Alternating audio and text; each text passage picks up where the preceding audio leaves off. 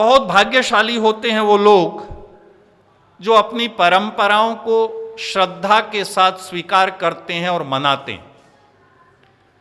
दूसरे की, बाजार की, देश विदेश की परंपराओं को आप सीखें, देखें, परखें, कोई समस्या नहीं है। लेकिन जो अपनी परंपराएं हैं उसको आप न जानें, उनका पालन न करें, तब ये हमारे लिए दुख की बात है, अफसोस की बात है। इसे राष्ट्र के लिए, संस्कृति के लिए अफसोस की बात। दिसंबर का अंतिम दिवस होता है, रात को जो ही 12 बजते हैं लोग पटाखे चलाते हैं, इतना शोर मचाते हैं, कई बार ऐसा होता है कि हमारी भी नींद खुल जाती। लोग एक दूसरे को शुभकामनाएं देने लगते हैं, सारे दुनिया में शुभकामनाओं को देने का शुरुआत हो जाती है। हम भारतीय जिनके पास इतनी समृद्ध सांस्कृतिक धरोहर है, बिना उसको जाने, बिना उसको समझे, बिना उसके बारे में विचार किए, उसी के पीछे पीछे उसी परंपरा को हम भी धीरे धीरे ढोते चले जा रहे हैं और हमारे नवयुवक, हमारी नई पीढ़ी भी इसी परंपरा की संवाहक हो गई। बंधुओं, आप विचार करें, दिसंबर की उस भयंकर शीतल रात्रि में, जबकि नव वर्ष, नया दिवस भी नहीं है, रात के 12 बजे हैं और अगले दिन सुबह भी ऐसा कुछ प्रकृति में कोई विशेष परिवर्तन नहीं हो गया कि आप ये कहें कि हां आज नया हो गया। कोई नयापन उसमें नजर नहीं आता। लेकिन हम भी सारी दुनिया को देख देख करके उसके पीछे चलते चले जाते हैं। ऐसे में अपनी परंपराओं को याद करने का ये शुभ अवसर आया और उस पर विचार करने का शुभ अवसर आया। ये संस्कृति, ये परंपरा बहुत समृद्ध है। हम नहीं कहते सिर्फ, दुनिया के जितने विद्वान हैं, चाहे वो मैक्स मूलर हैं, चाहे वो कीथ हैं, वेबर हैं, एंड्रू हैं, तमाम सारी दुनिया के जितने भी विद्वान लोग हैं जिन्होंने प्राच्य भाषाओं को, इंडोलॉजी को पढ़ा, उन सब ने इस बात को स्वीकार किया और आज तो वैज्ञानिक भी इस बात को स्वीकार करते हैं कि सृष्टि रचना का जो समय भारतीय परंपरा में स्वीकार किया जाता है, लगभग 2.25 अरब के करीब, ये जो समय है, ये समय बिल्कुल ठीक है। आज ये दुनिया के वैज्ञानिक स्वीकार करने लगे। उस परमपिता परमात्मा ने ये संसार बनाया, प्रकृति सजाई और प्रकृति को सजाने के बाद अपनी सर्वोत्तम रचना मनुष्य को यहां भेजा और भेजने के साथ साथ उसको ज्ञान दिया, वेदों का ज्ञान दिया। हमारी परंपरा में वेद सृष्टि के आरंभ में परमात्मा के द्वारा दिया गया ज्ञान है जो शुद्ध अंतःकरण वाले ऋषियों को मिला। उन ऋषियों ने उस ज्ञान के आधार पर सारी परंपराओं को स्थापित किया, संचालित किया। एक घटना मुझे याद है, इस देश में अंग्रेज आए 18वीं शताब्दी में। शुरुआत की घटना है जब अंग्रेज इस देश में आए थे। चैत्र का महीना आया और आप जानते हैं फाल्गुन के अंत में और चैत्र में हमारे यहां बहुत उत्सव पर्व होते हैं। होली, आप रंग बिखेरते हैं सारी प्रकृति में, एक दूसरे को रंगों से सराबोर करते हैं, खुशियां बांटते हैं और फिर प्रकृति में परमात्मा ने सारी खुशियां बांट दी, उन रंगों को आगे बढ़ा दिया। अंग्रेज 18वीं शताब्दी में यहां आए। अप्रैल के महीने में भारतीयों ने बड़े उत्साह के साथ इस पर्व को मनाया, उन्होंने पहली बार देखा। आप जानते हैं, कहीं युगादि पर्व के नाम पर, कहीं गुड़ी पाड़वा के नाम पर, कहीं बिहू के नाम पर इस देश में आज बहुत सारे हिस्से में नववर्ष मनाया जाता है। उन्होंने देखा और वो हैरान हुए। उन्होंने पूछा ये क्या है? लोगों ने कहा ये हमारा नया वर्ष है। आप जानते हैं, मैकाले जैसे अंग्रेज इस देश में इसलिए आए थे कि यहां की जो अस्मिता है, यहां का जो गौरव है, यहां की जो संस्कृति है, उसको परिवर्तित कर दिया जाए। वो बड़े हैरान हुए, इतने उत्साह से सारा देश नववर्ष मना रहा था। उन्होंने यहां के लोगों के विचारों को, उनकी आत्मा को दलित करने के लिए इसका तिरस्कार किया, इसका बहिष्कार किया और कहने लगे कि ये नए वर्ष नहीं है, ये तो फूल्स डे, ये तो मूर्खों का दिन है। और उन्होंने एक परंपरा डाली कि अप्रैल के महीने को अप्रैल के शुरुआत को मूर्ख दिवस, फूल्स डे के रूप में मनाने लगे। ये वास्तव में हमारी परंपराओं को दबाने का एक हेतु था, एक विचार था उनका। और बंधुओं, बड़े अफसोस के साथ कहना चाहता हूं, वो सफल भी हुए। आज भारत में बहुत कम ऐसे हमारे नवयुवक हैं, नवयुवतियां हैं, सदस्य हैं जो चैत्र शुक्ल प्रतिपदा को, नवरात्र के इस समय को नव वर्ष के रूप में मनाते हैं। बंधुओं, हमारी शास्त्रीय परंपरा में काल को अखंड और शाश्वत माना जाता है, समय के टुकड़े नहीं किए जा सकते। लेकिन विद्वानों ने, पूर्वजों ने फिर भी अपने कार्य को, अपने जीवन को व्यवस्थित और नियमित बनाने के लिए समय की गणना की। और समय की गणना कुछ इस तरह से की, मैं एक दो उदाहरण आपके सामने रखना चाहता हूं। स्वामी दयानंद सरस्वती ने ऋग्वेद आदि भाष्य भूमिका में सृष्टि की गणना प्रस्तुत की। हमारी परंपरा में 4 युग स्वीकार किए जाते हैं: सतयुग, त्रेतायुग, द्वापर युग और कलयुग। और इसी गणना में कलयुग की जो आयु है, कलयुग का जो समय है, वो 4,32,000 वर्ष माना जाता है। और 4,32,000 जो कलयुग का समय है, द्वापर युग का इससे दुगना समय माना जाता है, 8,64,000। त्रेता का इससे तिगुना समय माना जाता है। और सतयुग का इससे 4 गुना समय, यानी 17,28,000 वर्ष माना जाता है। ये चारों युगों का एक समूह बनता है, उसको कहते हैं भारतीय गणना में महायुग। आप विचार कीजिएगा हमारे ऋषियों की गणना कैसी थी और क्यों हम मना रहे। इन चारों युगों का एक समूह बनता है, उसका नाम है महायुग। और कहने लगे ऐसे 71 महायुग जब आ जाते हैं, 71 महायुगों की जब गणना पूरी हो जाती है तो एक मनवंतर होता है। एक मनवंतर, 71 महायुगों का एक मनवंतर।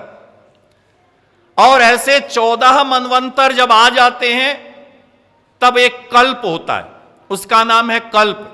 14 मनवंतर का समूह एक कल्प। और कहने लगे ब्रह्मा जी की आयु है, ऐसा जो ब्रह्मा जी की आयु एक कल्प यानी एक दिन। आप विचार कीजिएगा, चारों युगों का समूह महायुग हुआ। 71 महायुग में आगे चल करके मनवंतर हुआ, 14 मनवंतर इकट्ठे हुए, तब एक कल्प हुआ। और एक कल्प ब्रह्मा जी की आयु का एक दिन है। और ऐसे 100 वर्ष ब्रह्मा जी की आयु है। आप हैरान होंगे, आपको आश्चर्य होगा, बहुत सारे लोग स्वीकार करने में हैरान भी होंगे।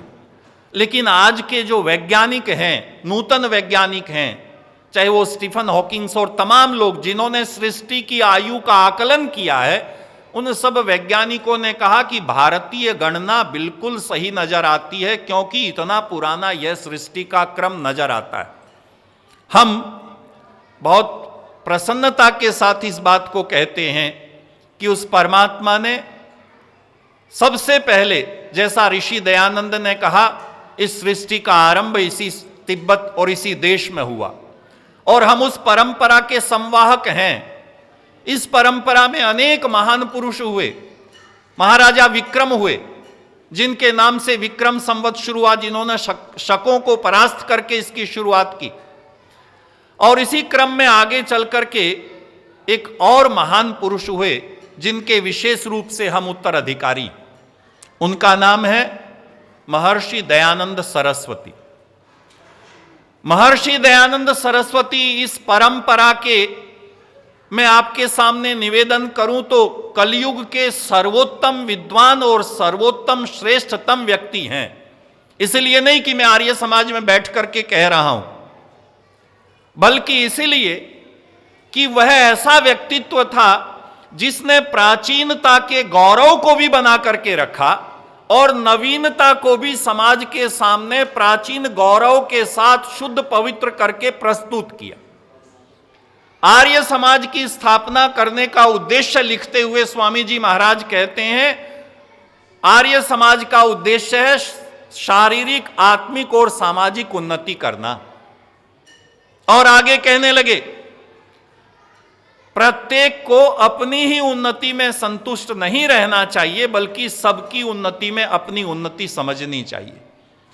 माताओं, बहनों और सज्जनों, उस महान ऋषि दयानंद सरस्वती ने अपने गुरु विरजानंद के पास शिक्षा ग्रहण की और जिस दिन शिक्षा पूर्ण हुई, सारे शिष्य अपने गुरु को भेंट कर रहे थे अपनी अपनी गुरु दक्षिणा।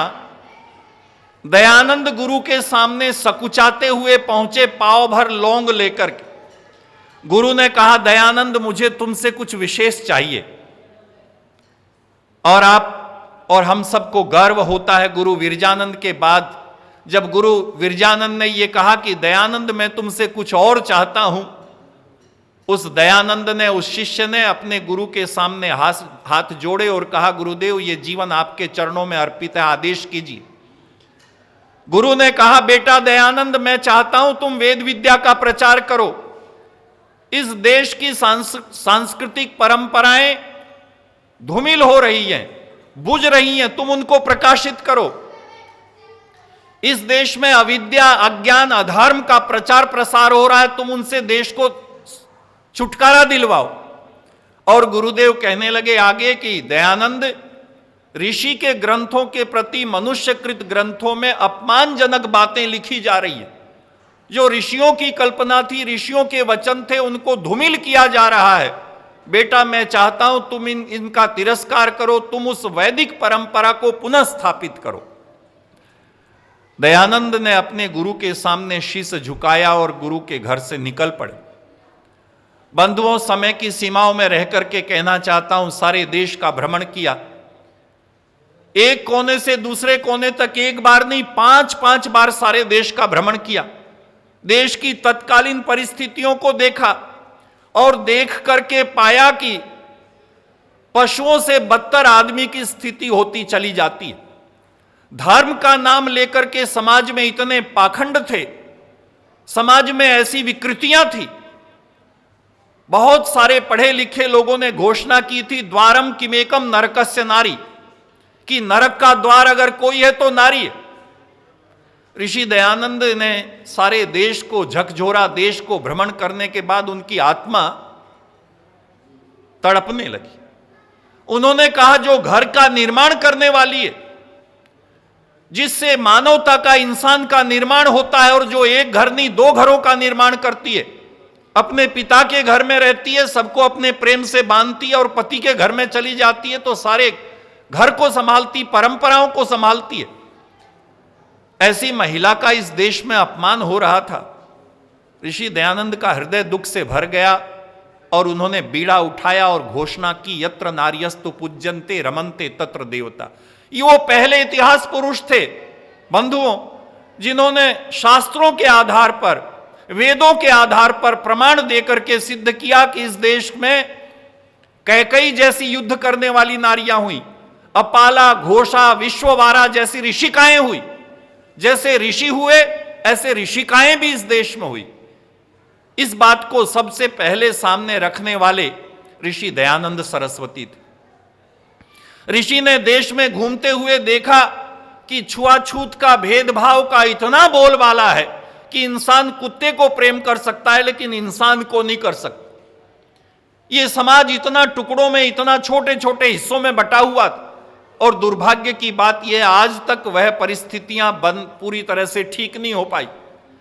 ऋषि दयानंद ने देखा कि पूरे देश में ऊंच नीच का, छुआछूत का इतना ज्यादा बोलबाला है, और लोग शास्त्रों का नाम लेकर के कैसी कैसी घोषणाएं करते थे कि शूद्र अगर वेद वचन सुन ले तो कान में शीशे डाल दो, उनकी जीभ काट लो। उस ऋषि ने ये वचन सुने और शास्त्रों का अध्ययन करके, वेद का अध्ययन करके सारी दुनिया के सामने चट्टान की तरह खड़े होकर के कहा कि ये वचन अशुद्ध है, ये गलत है, वेदों में कहीं ऐसा नहीं लिखा हुआ। और प्रमाण दिया कि यथेमाम वाचम कल्याणी मावदानी जनेभ्य, इस मंत्र का उद्घोषणा की और यह सिद्ध किया कि परमात्मा की वाणी सबके लिए है, चाहे वो शूद्र हो, चाहे वो वैश्य हो, चाहे वो क्षत्रिय हो, चाहे वह ब्राह्मण हो। और माताओं, बहनों और सज्जनों, एक बात तो और भी विशेष हो गई, इस देश को प्रगति के पथ पर आरूढ़ करने के लिए ऋषि दयानंद ने जो सपना देखा था, अगर इस देश के राजनीतिज्ञ और इस देश के पढ़े लिखे समझदार लोग यदि समझ जाते तो आज देश में जितनी विपरीत परिस्थितियां कभी नहीं होती। आपसे निवेदन करना चाहता हूं, ऋषि दयानंद ने सब बच्चों के पढ़ने पढ़ाने की शिक्षा की व्यवस्था की। सत्यार्थ प्रकाश में लिखा कि चाहे दरिद्र की संतान हो, चाहे राजा की संतान हो, सबके लिए शिक्षा की व्यवस्था होनी चाहिए। आज आजादी के इतने वर्षों के बाद सरकार भी, भारत सरकार भी और तमाम सारी दुनिया ये कह रही है कि सबके लिए शिक्षा बहुत आवश्यक है। राइट टू एजुकेशन बना। ऋषि दयानंद ने इतने वर्षों पहले घोषणा की और इससे बढ़कर के अगली घोषणा यह है कि इंसान की जाति का निर्धारण उसके गुणों के आधार पर होना चाहिए और इसका निर्धारण उसके आचार्य करें।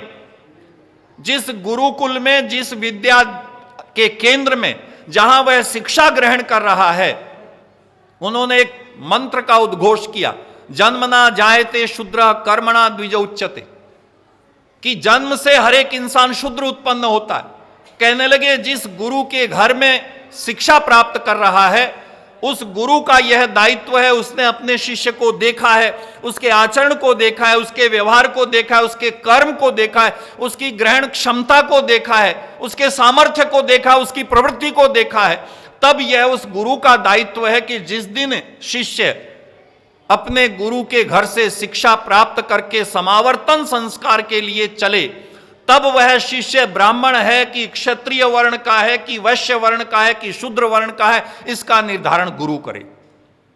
माताओं, बहनों और सज्जनों, आज हमारे देश में इस बात को लेकर के बहुत सारी समस्याएं हैं। इन सब का समाधान उस ऋषि दयानंद ने आर्य समाज की स्थापना करते हुए और अपना महान ग्रंथ सत्यार्थ प्रकाश लिखते हुए इन सब का समाधान किया। काश आज भी यह संस्कृति, आज भी ये परंपरा, आज भी हमारे सारे भाई इन गुणों को, इन विचारों को स्वीकार कर सके। ऋषि दयानंद, जिनके जीवन की एक घटना भी थोड़ी देर पहले आपने सुनी, बंधुओं, ऋषि दयानंद वो व्यक्ति था जिसने अपना सारा जीवन समाज की विकृतियों को दूर करने के लिए लगा दिया। केवल लगा नहीं दिया, हम समाज के लिए कार्य करते हैं तब चाहते हैं कि हमारा सम्मान हो, और होना भी चाहिए। समाज का कार्य करने वालों का सम्मान होगा तो समाज में अच्छे कार्य बढ़ेंगे। लेकिन वो दयानंद ऐसा व्यक्ति था जिसने अपने जीवन में कभी सम्मान की इच्छा नहीं की, बल्कि 17 बार लोगों ने जहर दिया, 17 बार उस व्यक्ति को जहर दिया और जहर पीता रहा और अपने गुरु को दिए हुए वचन को निभाता रहा। ऋषि दयानंद ने वेदों को इस देश में, इस संसार में, इस धरा पर पुनर्जीवित कर दिया। वेद के कैसे कैसे विकृत अर्थ किए जाते थे, ऋषि दयानंद ने वेद का भाष्य किया। आर्य समाज नामक संस्था को यह दायित्व दिया गया कि वेद का पढ़ना पढ़ाना, सुनना सुनाना मुख्य धर्म सबके लिए हो। ऐसे महान ऋषि के हम सब लोग उत्तराधिकारी हैं। समय की सीमाओं में रहता हुआ मैं आपके सामने अपनी बात कहना चाहता हूं, और इस अर्थ में कहना चाहता हूं कि बंधुओं, ये नव वर्ष है, ये नया वर्ष है। इस बात को हम अधिक से अधिक अपने परिचितों को बताएं, उनसे शेयर करें। जैसे हम नए साल जनवरी में मैसेज एक दूसरे को भेजते हैं, ऐसे ही विक्रम संवत का मैसेज भेजें, ऐसे ही आर्य समाज स्थापना दिवस का। और ऋषि दयानंद ने आर्य समाज की स्थापना भी इसी दिवस पर की। इसके पीछे भी ऋषि की एक विशेष भावना थी। भावना यह थी कि हमारा जो गौरव है, हमारी जो परंपराएं हैं, हम उनको सीख सकें, उनको समझ सकें, उनको पुनर्जीवित कर सकें। बंधुओं, आज सारी दुनिया के कोने कोने में आर्य समाजें हैं। ऋषि दयानंद की परंपरा में सिर्फ आर्य समाजें ही नहीं हैं, देश भर में गुरुकुल हैं, और अब तो विदेशों में भी गुरुकुल हैं। और वह गुरुकुल जिनके संबंध में ऋषि ने सत्यार्थ प्रकाश में लिखा कि गुरु के पास रह करके अपने जीवन को वेदों के अनुरूप बनाकर स्नातक होकर के वापिस लौटे और समाज का मार्गदर्शन करे।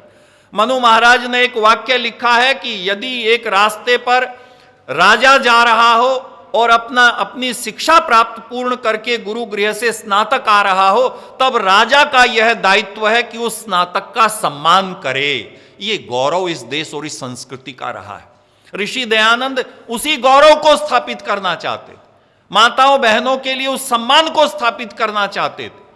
हमारे जो ऊंची नीची का भेदभाव इस देश में चल रहा है, हमारे जो बंधु हैं उनके लिए सम्मान को स्थापित करना चाहते थे, और ऋषि दयानंद की इन्हीं परंपराओं के उनके उत्तराधिकारियों ने स्वीकार किया। मुझे याद आते हैं स्वामी श्रद्धानंद सरस्वती। आप जानते हैं दयानंद ने सत्यार्थ प्रकाश में विचार दिया कि गुरुकुल होने चाहिए। अब कैसे बने गुरुकुल?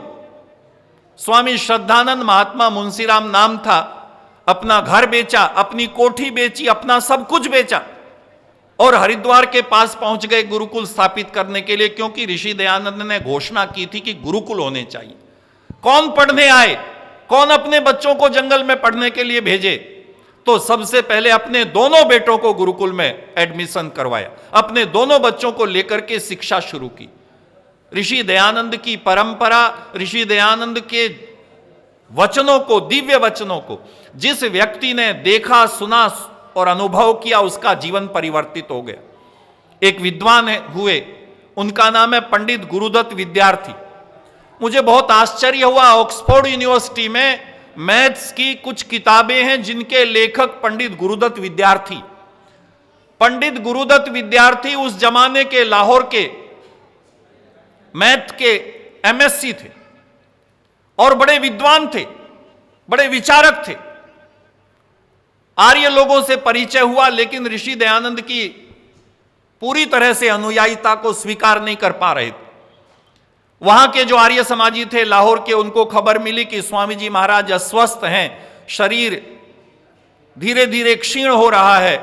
सारे लोग अजमेर आ गए, गुरुदत्त को भी साथ ले आए और घटना में आता है, मैं इस गर्व के साथ आपके सामने निवेदन करना चाहता हूं आर्य बंधुओं, माताओं, बहनों, सज्जनों, कि हमारा ऋषि तो वह व्यक्ति था जिसने जीवन से तो अनेक लोगों को नया जीवन दिया ही, जिस दिन इस संसार से गया तब भी अनेक लोगों को नया जीवन दे करके चला गया। घासीराम, जिन्होंने दयानंद का जीवन लिखा और 13 वर्ष लगा दिए, उन्होंने लिखा है कि गुरुदत्त विद्यार्थी बाहर खड़ा हुआ था, खिड़की के पास खड़ा हुआ था। स्वामी जी महाराज का शरीर जीर्ण जीर्ण हो गया, अंत समय आ गया, उनको अनुभव हो गया कि अब समय नहीं है। दरवाजे खुलवाए, सब लोगों से कहा एक तरफ खड़े हो जाओ। बाहर खड़ा हुआ साइंस का विद्यार्थी गुरुदत्त भी इस दृश्य को देख रहा है। सारा शरीर पका हुआ है, फफोले पड़ गए हैं, बहुत कष्ट है, लेकिन चेहरे पे बड़ी प्रसन्नता है। चेहरे पे कोई कष्ट नहीं, चेहरे पे खुशी है, प्रसन्नता है। सबको एक तरफ किया, मंत्र पाठ करने लगे, मंत्र पाठ करने लगे। और मंत्र पाठ करते करते महाराज ने कहा कि ईश्वर, तूने बड़ी अच्छी लीला की। जो अंतिम वाक्य कहे, माताओं, बहनों, सज्जनों, तेरी इच्छा पूर्ण हो प्रभु, ये कहा और अपने प्राणायाम से सांस को मिला दिया। गुरुदत्त विद्यार्थी इस घटनाक्रम को देख रहा था, वहां से वापिस गया और एक चोगा सिलवाया, और ऐसा चोगा सिलवाया जो आगे और पीछे लाल रंग का चोगा सिलवाया, और उस चोगे पर आर्य समाज के 5 नियम सामने की तरफ लिखे और 5 नियम पीछे की तरफ लिखे। इतिहास में ऐसी घटनाएं बहुत नहीं हुई। आर्य समाज के नियम लिखे और लाहौर के बाजार में खड़े होकर के लोग पूछते ये क्या है, अपने गुरु के वचनों का प्रचार प्रसार किया। बंधुओं, ऐसे महान पुरुषों के पुरुषार्थ से ये परंपराएं हम तक पहुंची हैं। हम बहुत भाग्यशाली हैं। अपने अधिकारियों के प्रति भी कृतज्ञता अर्पित करना चाहते हैं, जिन्होंने ऐसी व्यवस्था की है कि आज सारी दुनिया से हम इन माध्यमों से जुड़ सकते हैं। दयानंद के विचार आगे बढ़ें, दयानंद की परंपराएं आगे बढ़ें, आर्य समाज के विचार आगे बढ़ेंगे तो ये देश एक होगा, ये विचारधारा, ये संस्कृति, ये धरोहर सुरक्षित रहेगी। और जो वेद का वचन है, कृण्वन्तो विश्वमार्यम, कि सारी दुनिया के लोग, चाहे कोई कहीं भी हो, उसे श्रेष्ठ बनना है। जब इंसान श्रेष्ठ बन जाएगा तब ये समाज श्रेष्ठ बन जाएगा, तब ये दुनिया श्रेष्ठ बन जाएगी, तब हर प्राणी श्रेष्ठ बन जाएगा, और तब इस प्रकृति के साथ भी विकृति नहीं होगी, वातावरण भी शुद्ध होगा, और हमारी संस्कृति फिर से पुनर्जीवित, फिर से बढ़ती हुई चली जाएगी, और हम कह पाएंगे किण्वन्तो विश्वमार्यम।